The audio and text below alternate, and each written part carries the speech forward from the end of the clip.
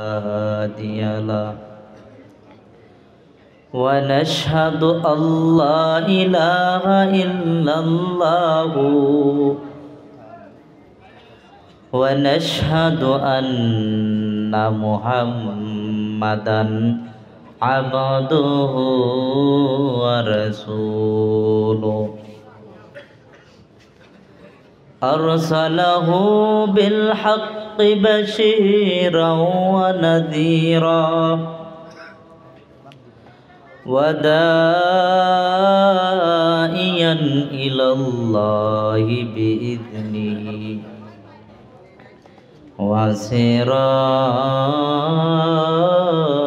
وسراجا منيرا أما بعد فأعوذ بالله من الشيطان الرجيم بسم الله الرحمن الرحيم ما سلككم في سقر قالوا لم نك من المصلين ولم نك نطعم المسكين وكنا نخوض مع الخاوضين وكنا نكذب بيوم الدين حتى أتانا اليقين وقال النبي صلى الله عليه وآله وسلم أن تعبد الله كأنك تراه فإن لم تكن تراه فإنه يراك أو كما قال عليه الصلاة والسلام سب سے اولا اعلیٰ ہمارا نبی سب سے اولا اعلیٰ ہمارا نبی اپنی مولا کا پیارا ہمارا نبی اپنی مولا کا پیارا ہمارا نبی دونوں عالم کا دلہا ہمارا نبی دونوں عالم کا دلہا ہمارا نبی سب سے اولا اعلیٰ ہمارا نبی سب سے اولا اعلیٰ ہمارا نبی کیا خبر کتنی تاریکی لے جو بگائے پر نہ ڈوبے نہ ڈوبا ہمارا نبی کیا خبر کتنے تاریکی لے جو بگائے پر نہ ڈوبے نہ ڈوبا ہمارا نبی سب سے اولا اعلیٰ ہمارا نبی سب سے اولا اعلیٰ ہمارا نبی اپنے مولا کا پیارا ہمارا نبی اپنی مولا کا پیارا ہمارا نبی दोनों आलम का दुल्हा हमारा नबी, दोनों आलम का दुल्हा हमारा नबी। আলহামদুলিল্লাহ, আল্লাহ পাক রব্বুল আলামিনের কাছে শুকরিয়া জ্ঞাপন করি যে মহান রব আমাকেও আপনাদেরকে ধৈর্য সহকারে এই কোরআনে মাজলিসে আসার এবং বসার সুযোগটুকু করেছেন। এই জন্যে মহান রবকে রাজি এবং খুশি করার জন্যে, সন্তুষ্ট করার জন্যে জোরে সুরে বলে আলহামদুলিল্লাহ। আমরা যে আল্লাহর শুকুর আদায় করলাম, এ থেকে আমাদের লস হয়েছে নাকি লাভ হয়েছে? এই জন্যে আল্লাহ তাআলা কোরআনের মধ্যে বলে দিল যে বান্দা শোনো, আমি আল্লাহ তোমাদেরকে যেগুলো রিজিক দিলাম, কম অথবা বেশি, যেগুলোই দিলাম, এটার উপরে যদি শুকর আদায় করো, আমি আল্লাহ তোমাদের ওই শুকর আদায় করার কারণে যতটুকু রিজিক দিলাম তার চাইতে আমি আল্লাহ আরো বৃদ্ধি করে দিই। আল্লাহ এটাও বলে দিল, ও বান্দা শোনো, আমি আল্লাহ তোমাদেরকে যতগুলো রিজিক দিলাম, ওই রিজিকের উপর যদি শুকর আদায় না করো, জেনে রাখো শুকরিয়া না আদায় করার কারণে আমি আল্লাহ তোমাদেরকে যতগুলো রিজিক দিলাম, এগুলো আমি আল্লাহ ছিনায় নিব। আর ছিনায় তো নিব, সাথে একটা বোনাস দিব। বোনাসটা হলো ইন্না আযাবি লাশাদীদ, আল্লাহর আযাব বড় কঠিন। এই জন্যে আমরা যে আল্লাহর শুকর আদায় করলাম, এই সুবহানাল্লাহ আলহামদুলিল্লাহ বললাম, রিজিক কি কমে যাইবে? বলেন। তো আমি আপনাদের সামনে ভূমিকা টানলাম না এই কারণে, যেহেতু রাত অনেক হয়েছে। আমার বাড়ি হলো বানিয়াচং, হবিগঞ্জ, চিনেন আপনারা? সিলেট, তা অনেক দূর। তো আপনারা ধৈর্য সহকারে আমার বয়ান শুনবেন ইনশাল্লাহ? শুনবেন তো নাকি উঠা বসা করবেন? চলে যাইবেন? যারা যদি চলে যাইবার এখনই জানবেন, কারণ আমি আপনাদেরকে কষ্ট দিতে চাই না, কারণ গভীর রাত অনেক হয়েছে। আমি অল্প কিছু কথা বলবো, যেগুলো কথা বললে যদি মানতে পারো জান্নাত, যদি না মানো জাহান্নাম। মানলে উমর, না মানলে আবু জাহেল। পারবেন ইনশাআল্লাহ? সবাই পারবেন তো ইনশাআল্লাহ? দুনিয়াতে আসলাম আল্লাহর গোলামি করার জন্য, কিন্তু আমরা আল্লাহর গোলামি করি না, বরং আল্লাহর নাফরমানি করি। আল্লাহ তাআলা দুনিয়ার মধ্যে পাঠাইলো, বান্দা শোনো, আমি আল্লাহর ইবাদত করো। আর বান্দা বলে ইবাদত নাই, আগে নিজের পেট বাঁচাই। 3 বেলার খানা কিভাবে আসবে যদি আমি রোজগার না করি? যদি আধা ঘন্টা নামাজের মধ্যে দেই, আমার তো রোজ হবে না হুজুর, আমার তো রিজিক বন্ধ হয়ে যাবে হুজুর, পেট তো চালাইতে পারি না। 3টা 4টা সন্তান, 5টা সন্তান কিভাবে চালাইব? আরে বেটা, এটা কি তোমার চিন্তা করার দরকার? এটা তো আল্লাহই ফাইসালা করে দিছে। একটা ঘটনা মেশকাতের মধ্যে আছে, মেশকাত শরীফের মধ্যে, যে মুসা আলাইহিস সালাম আর আদম আলাইহিস সালাম ঝগড়া করেছে। কোন জায়গাত করেছে? রুহুর জগতই নাকি কোন জায়গাত, এটা জানার দরকার নাই, তবে এটা যাই না রাখে।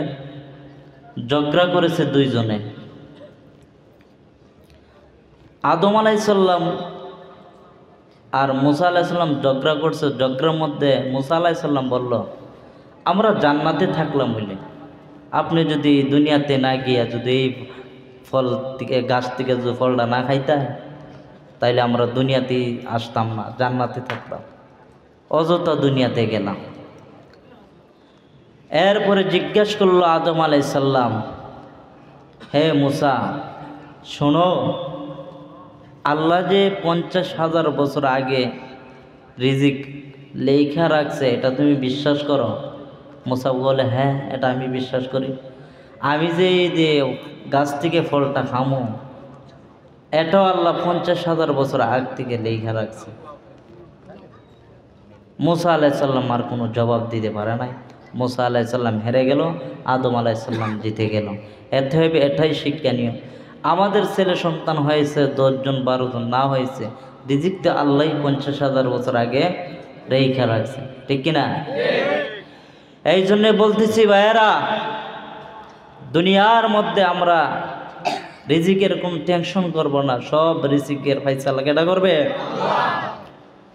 দুনিয়ার মধ্যে আল্লাহ আদর করে মহব্বত করে দুনিয়াতে মানুষ পাঠাইলো, ওই মানুষগুলো আজকে আমার আল্লাহকে ভুলিয়ে গেছে। নিমহারাম বান্দা, সূরা বাকারার মধ্যে আল্লাহ তাআলা ফেরেশতাদেরকে বলল, ও ফেরেশতারা শুনো, আমি আল্লাহ দুনিয়াতে মানুষ পাঠাইব, তোমরা কি বলো? ফেরেশতারা বলে, আল্লাহ এই জাতি কি দুনিয়াতে পাঠাইবা? এরা যে হারামি হইব, দুনিয়াতে গিয়ে মানুষের হক মারব, দুনিয়াতে গিয়ে মানুষের খুন খারাপি করব, রক্ত জড়াইব, ফিতনা ফাসাদ সৃষ্টি করব।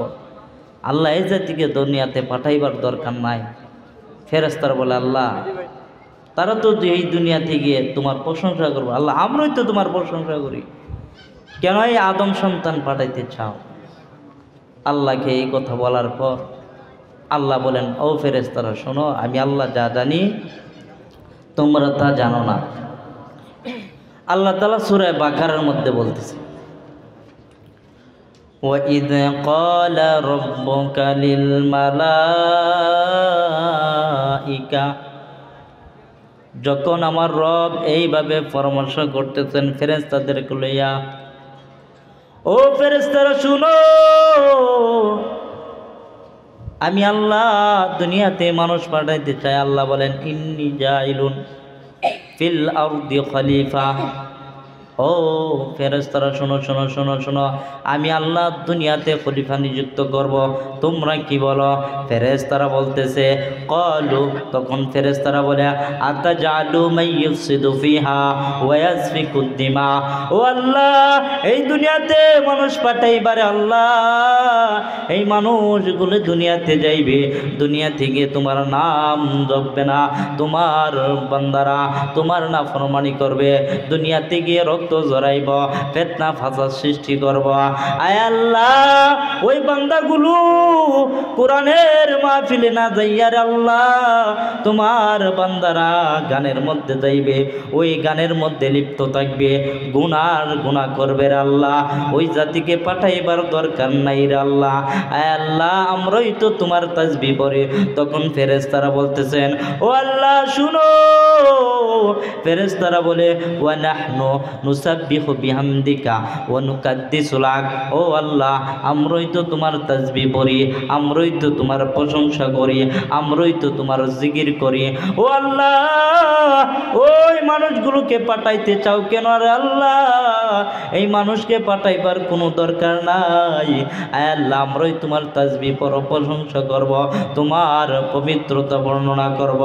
আল্লাহ বলেন, রে ফেরেশতারা শুনো, ওই বান্দা যদি হাজার অন্যায় করে, ওই বান্দা যদি 20 বছরও যদি নামাজ না পড়ে, আমি আল্লাহকে আল্লাহ বলে যদি নাক ডাক দিই, 40 বছরও যদি চলে যায়, এরপরে যদি ওই বান্দা যদি কোনো দিন কোরআনের মাহফিলে আইসা যদি আমি আল্লাহকে আল্লাহ বলে ডাক দিই, ওই বান্দা চিনে না, ওই বান্দা আমাকে বুঝে নাই, ওই বান্দা যদি কোনো দিন কোরআনের মাহফিলে আইসা আমি আল্লাহকে আল্লাহ যদি একবার বলে, আমি আল্লাহকে আল্লাহ বলে যদি রব বলে স্বীকার করে, আল্লাহ তাআলা বলেন, ইন্নাল্লাযীনা ক্বালু রাব্বুনাল্লাহ, যে বান্দা আমি আল্লাহকে আল্লাহ বলে রব বলে স্বীকার করে নিয়েছে, রিজিক দাতা বলে স্বীকার করে নিয়েছে, পালন দাতা বলে স্বীকার করে নিয়েছে, ও বান্দা শুনো, ও বান্দা শুনো, যে বান্দা আমি আল্লাহকে রিজিক দাতা পালন দাতা বলে স্বীকার করে নিয়েছ, আর কোরআনের মাহফিলে এসে যদি আমি আল্লাহকে আল্লাহ বলে যে একবার ডাক দাও, আমি আল্লাহ তোমাদেরকে বলে দিলাম, তোমাদের একটি ডাকের বিনিময়ে আমি আল্লাহ, এই ডাকের বিনিময়ে আমি আল্লাহ তোমাদেরকে 60 বার উত্তর দে। রে দুনিয়ার মানুষ কেমন আমার রব, ওই রবকে চিনো নাই রে বান্দা। আমার আল্লাহ এত দয়া করে, এত দয়া করে, অন্য কারো প্রতি এত দয়া করে নাই রে বান্দা। কারণ আমার নবীর এত মর্যাদা, ওই নবীজির বদলতে আমার আল্লাহ আমাকে আপনাকে এত দামি করিয়ে দিল রে বান্দা। এরে দুনিয়ার মানুষ, দুনিয়াতে আসছ, দুনিয়াতে তো চিরদিন থাকবা না, একদিন তো বিদায় নিবারে বাবা। এই দুনিয়াটা হলো এক মুসাফির খানা, ইহা हम सब मुसाफिर है, कब्र आखे ठिकाना, कोई आगे रवाना है कोई पीछे रवाना। এই দুনিয়াতে তো চিরদিন থাকবা না রে বাবা। তুমি কার পাগল? দুনিয়াতে তোমার ছেলের জন্য তুমি পাগল, তোমার মেয়ের জন্য তুমি পাগল না রে বাবা। যখন তুমি মৃত্যুবরণ করবা, মৃত্যুবরণ করার সাথে সাথে আত্মীয় স্বজনের সবাই টেনশনে পড়ে যাইবে, কিভাবে তাড়াতাড়ি গিয়া জানাজা দেই, কিভাবে তাড়াতাড়ি গিয়ে দাফন করা যায়। মসজিদের চারওয়ালা পালকি এনে যখন আমাদের পরিবার আমাকে যখন কবরের মধ্যে নিয়ে যাইবে, ওই কবরের মধ্যে নিয়ে যাওয়ার সময় কয়েকজন ধরে কবরের মধ্যে রাখবে। ওই কবরের মধ্যে রাখার সময় এক ব্যক্তি যখন কবরের মধ্যে ঢুকে মুখের মুশকিটা খুলে দিবে, ওই মাইত মনে মনে ভাববে সে মনে হয় আমার সাথে থাকবে, কিন্তু না রে বাবা, ওই মাইতের মুখের মুশকিটা খুলে সেও লাভ দিয়ে কবর থেকে উঠে পড়বে।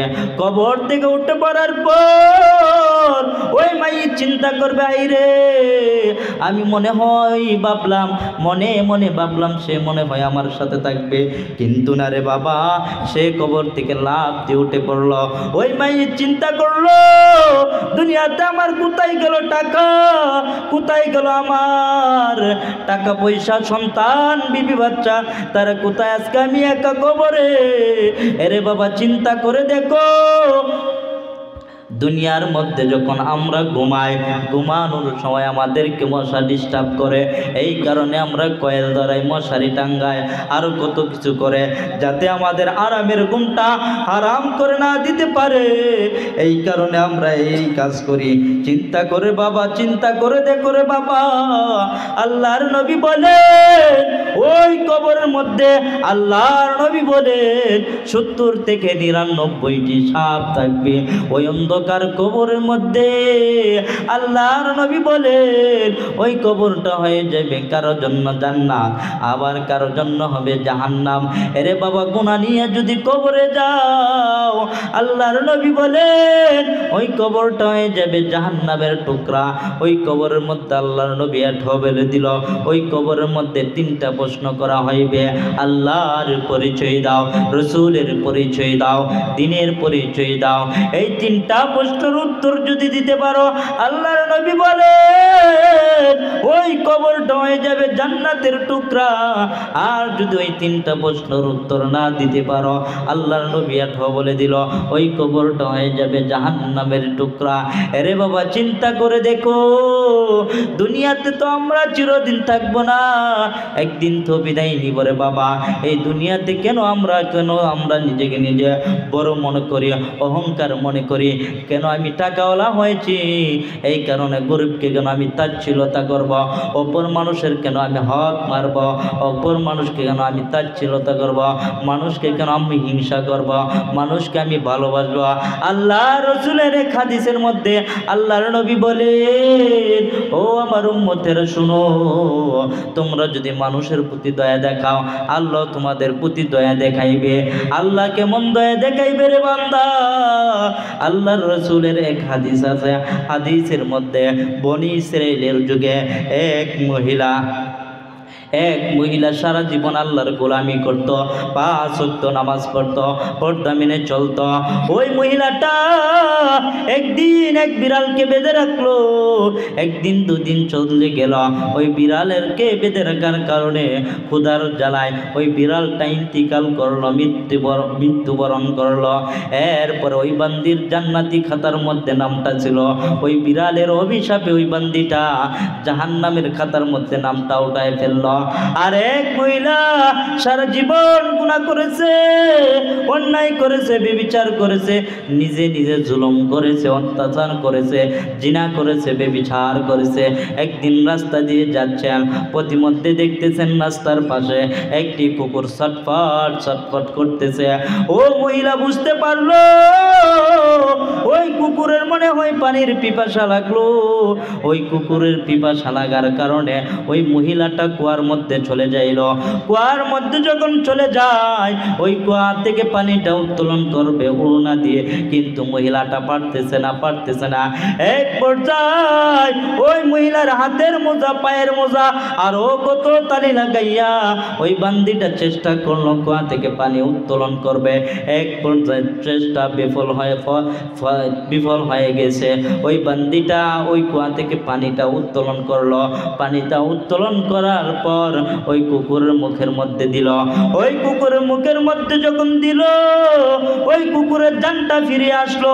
ওই কুকুর দোয়া করে, আল্লাহ, ও আল্লাহ শুনো, আমি হলাম নিকৃষ্ট প্রাণীর আল্লাহ, আমি হলাম নাপাক প্রাণীর আল্লাহ, আমার প্রতি ওই মহিলা দয়া করেছে আল্লাহ, আমার প্রতি ওই মহিলা রহম করেছে আল্লাহ। ও আল্লাহ শুনো, আমার প্রতি যদি ওই মহিলা দয়া দেখাইতে পারে, তুমিও তার প্রতি দয়া দেখাও রে আল্লাহ। আল্লাহ তাআলা গাইবে একটা আওয়াজ দিয়ে বলল, রে মহিলা শোন, সারা জীবন তো অন্যায় করলে রে মহিলা, সারা জীবন তো গুনাহ করলে, জীবনে তো কোনোদিন নামাজ পড়স নাই, জীবনে তো কোনোদিন যাকাত দেস নাই, জীবনে তো কোনো হালাল কাজ করস নাই, জীবনে শুধু গুনাহ করেছ। ও মহিলা শোনো, এই কারণে আমি আল্লাহ বলে দিলাম, কুকুরের প্রতি দয়া দেখাইলা রে মহিলা, কুকুরের প্রতি এই দয়া দেখার কারণে আমি আল্লাহর কাছে পছন্দ হয়ে গেল রে মহিলা। শোনো শোনো শোনো, আমি আল্লাহ তোমার প্রতি রাজি হইয়া গেলাম, তোমার জীবনের যত গুনাহ আছে আমি আল্লাহ তোমার গুনাহগুলো মাফ করে দিলাম। রে বাবা, চিন্তা করে দেখো, ওই মহিলাটা 5 ওয়াক্ত নামাজ পড়তো, মেনে চলতো, বিড়ালের প্রতি জুলুম করেছে, কোথায় গেল? জাহান্নামে। আর এক মহিলা সারা জীবন অন্যায় করেছে, গুনাহ করেছে, ব্যভিচার করেছে, নিজের প্রতি জুলুম করেছে, এই মহিলাটা কোথায় গেল বলেন? জান্নাতে ওই মহিলাটা গেল। এরে বাবা, চিন্তা করে দেখো, ওই কুকুরের প্রতি যদি দয়া দেখাইয়া ওই মহিলা জান্নাতে যেতে পারে, এখন যদি আমি আল্লাহর বান্দার প্রতি, মানুষের প্রতি যদি দয়া দেখাই, আল্লাহ কেমন খুশি হইবে বলেন? আজ আমরা মানুষকে কষ্ট দিই। চিন্তা করছে এই দুঃখটা কারে কমো? সারা জীবন কষ্ট করে মানুষটা, যেরকম একটা উদাহরণ, সারা জীবন মানুষে মনে করেন কি বুঝতাম, কোনটা দিয়ে উদাহরণ দিতাম, মনে করেন কামলা সারাদিন কোদাল দিয়ে মাটি কাটলো, হ্যাঁ, শেষ পর্যন্ত তাকে যদি বিনিময়টা না দেওয়া হয়, তার মনে কতটুকু কষ্ট হইব? হ্যাঁ, এই জন্যে বলতেছি, মানুষকে কষ্ট দিয়েন না, কারণ মানুষের কষ্টটা আল্লাহর কাছে পৌঁছে যায়। একটা হইছে আল্লাহর হক, আর একটা হইছে বান্দার হক। হক্কুল্লাহ হক্কুল ইবাদ, আল্লাহর হক আল্লাহ মাফ দিবে, কিন্তু বান্দার হক আল্লাহ মাফ দিবে না। এই জন্য মানুষকে কষ্ট দিবেন না। এরে মুরব্বী বাবারা, ও যুবক ভাইরা, ও পর্দার মা, ও পর্দার বোনেরা, শোনো, আমি সংক্ষিপ্তভাবে কয়েকটি আলোচনা করব। রাত অনেক হয়েছে, সারা রাত যদি বয়ান করেন, ফজরের নামাজ যদি না পড়ি, কোনো লাভ হইবে না, আমার বয়ানের কোনো তাসির পড়বে না। এই জন্য বলতেছি, আমি আপনাদের সামনে যে সূরা থেকে, কোরআন থেকে তেলাওয়াত করলাম, সূরা মুদ্দাসির থেকে তেলাওয়াত করেছি, ওই আয়াতের মধ্যে আমার আল্লাহ কি বলেন? 4টা কাজ যদি করো, 4টা থেকে যদি বিরত থাকো, আল্লাহ তোমাদেরকে জান্নাত দিবে। 4টা কাজ যদি বিরত না থাকতে পারো, জাহান্নামে ওই মানুষদের মতো চলে যাইবা। রে বাবা, সংক্ষেপে বলতেছি, আল্লাহ তাআলা সূরা মুদ্দাসিরের মধ্যে বলতেছে, একই এলাকার মানুষ একজন আরেকজনকে দেখলে চিনবেন না? হাবা না বলেন, একজন আরেকজনকে দেখলে চিনবেন না? আল্লাহ তাআলা সূরা মুদ্দাসিরের মধ্যে এটাই বোঝাতে চাচ্ছেন রে বান্দা, এখন আপনাদের কাছে একটু আগে এই প্রশ্নটা থাক, এখন আপনাদের কাছে একটা প্রশ্ন, যে বান্দা 5 ওয়াক্ত নামাজ পড়ে, রমজান মাসে রোজা রাখে, হজ করে, যাকাত দেয়, নবীজির সুন্নতের উপরে চলে, ওই বান্দাকে আল্লাহ জাহান্নাম দিবে নাকি জান্নাত দিবে? ওই বান্দাকে আল্লাহ এক পর্যায়ে যখন জান্নাত দিবে, জান্নাত দেওয়ার সময় জান্নাতির মধ্যে আমার আল্লাহ বলবেন, ও জান্নাতিরা বলো বলো বলো সবগুলো নিয়ামত পাইছো কিনা? জান্নাতিরা বলবে, আল্লাহ জান্নাতের মধ্যে তো সবগুলো নিয়ামত পাইলাম, কিছু কিছু নিয়ামত যেন নাই নাই লাগে। আল্লাহ বলবেন, ও জান্নাতিরা বলো কি কি তোমার নিয়ামত নাই লাগে, বলো বলো বলো বলো। ফজরের সময় এত প্রচন্ড শীতের মধ্যে আমি আল্লাহকে আল্লাহ বলে ডাক দিলা, ওই গভীর রজনীতে আমি আল্লাহকে ডাক দেওয়ার জন্য মসজিদের মধ্যে গিয়ে সেজদা করেছে রে বান্দা, আমি আল্লাহকে রাজি করার জন্য বান্দা এখন দুনিয়া থেকে তোমাদেরকে জান্নাত দিলাম, আর ওই জান্নাতের মধ্যে এসে তোমাদের আশা আমি পূর্ণ করব না, এটা হতে পারে না রে বান্দা, তাড়াতাড়ি বল কি কি নিয়ামত পাও নাই? ওই বান্দা বলবেন, আল্লাহ দুনিয়াতে আমার বন্ধু ছিল, ভাই ছিল, তাদেরকে তো আমি দেখতেছি না, তারা কোথায়? আমার আল্লাহ তখন বলবে, ও জান্নাতীরা শুনো, একসাথে চললা একসাথে ফিরলা, কিন্তু শোনো রে বান্দা শোনো, ও জান্নাতীরা শোনো, আমি আল্লাহ একটা সাকার নামের জাহান্নাম তৈরি করলাম, ওই তোমার বন্ধু এবং ভাইয়েরা ওই সাকার নামের জাহান্নামের মধ্যে আমি আল্লাহ আবদ্ধ করে রেখে দিলাম। ওই জান্নাতীরা বলে, আল্লাহ গো আমার বন্ধুদের সাথে কোনো সাক্ষাৎ করা যাইবে কি? তাদের সাথে আমি কথা বলবো, তারা কোন কোন কারণে জাহান্নামে গেল আমি তাদেরকে প্রশ্ন করব। আল্লাহ তাআলা এটাও মঞ্জুর করিয়া নিল। তখন আমার আল্লাহ তাদেরকে এমনভাবে পরিস্থিতি করে দিল, এক পাশে জান্নাতি আর এক পাশে জাহান্নামী। জান্নাত থেকে জাহান্নামীদেরকে প্রশ্ন করে, জান্নাত থেকে মানুষেরা প্রশ্ন করে, মা সালাকাকুম ফি সাকার। জান্নাতি মুমিনরা জাহান্নামীদেরকে প্রশ্ন করতেছে, হে দোস্ত, একসাথে না চললাম, একসাথে না নামাজ পড়লাম, একসাথে না কোরআনের মাহফিলে গেলাম, একসাথে না তোমার আমার নাম লাগছো হুজুরে, একসাথে না হুজুরের সাথে একসাথে না মক্তবে গিয়ে পড়লাম, এখন আমি জান্নাতে তুমি জাহান্নামে কে? ও দোস্ত বলো কোন কোন কারণে তোমরা জাহান্নামে গেলা? ওই জাহান্নাম থেকে জাহান্নামীরা চিৎকার দিয়ে বলবে, জাহান্নামীরা বলবে, ক্বালু, জাহান্নামীরা তখন বলে, লামনা কুমিরাল মুসাল্লিন, দুনিয়াতে আমরা নামাজ পড়তাম না। নবীজির হাদিস শোনাইতো, উলামায়ে কেরাম শোনাইতো, উলামায়ে কেরাম বলতো, আউয়ালু মা ইউহাসাবু বিহিল আবদু ইয়াউমাল কিয়ামাতিস সালাহ। ওই কিয়ামতের দিন সর্বপ্রথম নাকি কিয়ামতের দিন নামাজের হিসাব নিবে। আমরা কিন্তু নামাজ পড়ি নাই, এক নাম্বার কারণ। দুই নাম্বার কারণ জাহান্নামীরা বলতেছে, ওয়ালাম নাকুনু তুইমুল মিসকিন।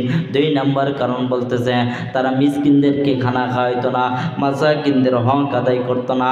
মিসকিন এবং মাসাকিনদের হক না আদায় করার কারণে আজকে তারা জাহান্নামী। দুইটা কারণ। তিন নাম্বার কারণ বলতেছি রে বাবা, কথাগুলো আমি সংক্ষেপে বলতেছি। তিন নাম্বার কারণ বলতেছে, ওকুন্না নাখুদু মাল খায়দিন। তারা এমন একটি দল ধরছে যে দল কোরআনের পক্ষ নয়, রসুলের পক্ষ নয়, দ্বীনের পক্ষ নয়, স্বাধীনতার দুশমন, মুসলমানদের দুশমন। এমন একটি দলের অনুসরণ করছে যে দল কোনোদিন বলে নাই যাকাত দিতে, রোজা রাখতে, হজ করতে, যে দল কোনোদিন বলে নাই নামাজ পড়তে। তারা এমন একটি দলের অনুসরণ করেছে যে দল স্বাধীনতার দুশমন, মুসলমানদের দুশমন। এই দলের অনুসরণ করার কারণে তারা আজকে জাহান্নামী। তিন নাম্বার, চার নাম্বার কারণ বলতেছি, ওকুন্না নুকাজ্জিবু বিয়াউমিদ্দিন। চার নাম্বার বলতেছে জাহান্নামীরা তারা হাসর বিশ্বাস করতো না, মিজান বিশ্বাস করতো না। আধা তোমার সূর্য থাকবে, সূর্যের তাপে মাথার মগজগুলো ভাতের মারির মতো ঘরে ঘরে পড়বে, জিব্বা নাভি পর্যন্ত জইলা পড়বে, আল্লাহ তাআলা কাহার রূপ ধরবে। ওই কিয়ামতের দিন আল্লাহ বলেন, ওই কিয়ামতের দিন বন্ধু বন্ধুকে চিনবে না, ভাই ভাইকে চিনবে না। ইয়াউমা ইয়াফিরুল মারউ মিন আখিহি ওয়া উম্মিহি ওয়া আবি ওয়া সাহিবাতিহি ওয়া বানি। ওই কিয়ামতের দিন বন্ধু বন্ধুকে চিনবে না, ভাই ভাইকে চিনবে না, বাবা সন্তানকে চিনবে না, মা সন্তানকে চিনবে না, কেউ কাউকে চিনবে না। ওই কিয়ামতের দিন ওই জাহান্নামীরা বলতো, নুকাদ্দিবু বিয়াউমিদ্দিন, এইগুলো মিথ্যা না রে বাবা।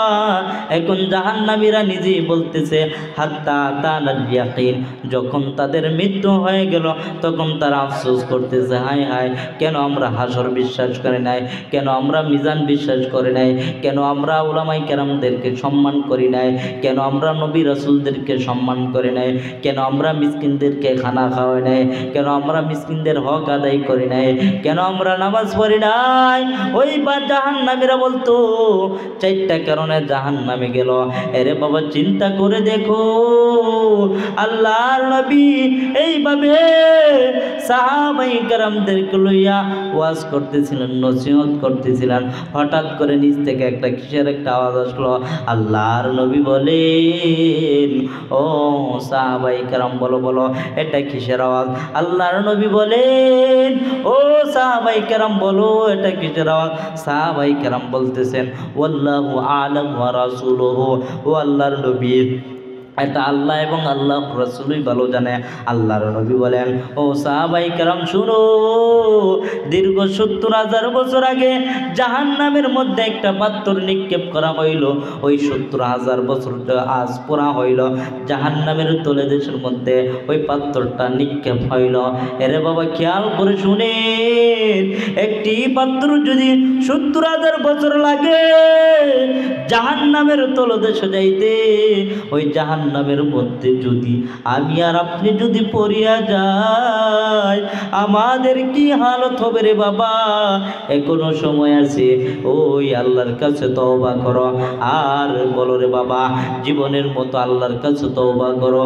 ও আসমানের মালিক, সারা জীবন তো অন্যায় করলাম রে আল্লাহ, বেনামাজি হয়ে চললাম রে আল্লাহ, আর নামাজ ছাড়বো না রে আল্লাহ, আর গুনাহ করবো না রে আল্লাহ, দিলটাকে সাফ করে দাও রে মুরব্বী বাবা, ও যুবক ভাইরা, ও পর্দার আড়ার মা, এখনো সময় আছে।